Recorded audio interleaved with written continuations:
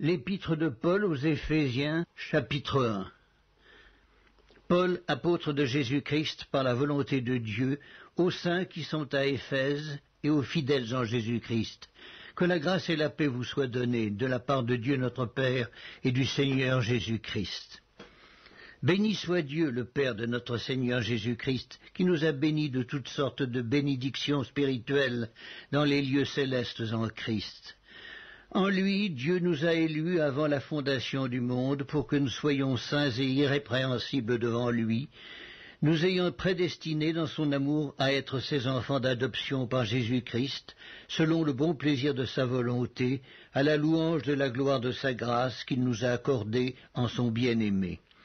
En lui, nous avons la rédemption par son sang, la rémission des péchés, selon la richesse de sa grâce, que Dieu a répandue abondamment sur nous par toute espèce de sagesse et d'intelligence, nous faisant connaître le mystère de sa volonté, selon le bienveillant dessein qu'il avait formé en lui-même pour le mettre à exécution, lorsque les temps seraient accomplis de réunir toutes choses en Christ, celles qui sont dans les cieux et celles qui sont sur la terre. En lui, nous sommes aussi devenus héritiers,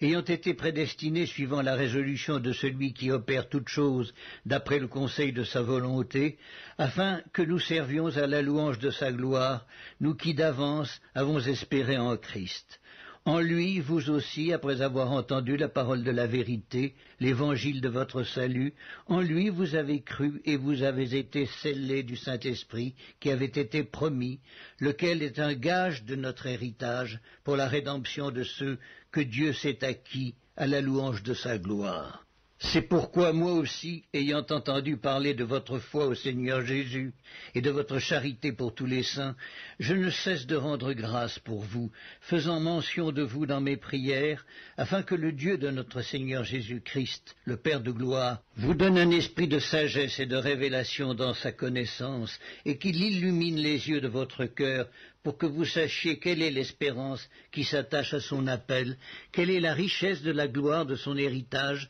qu'il réserve aux saints, et quelle est envers nous, qui croyons l'infinie grandeur de sa puissance, se manifestant avec efficacité par la vertu de sa force.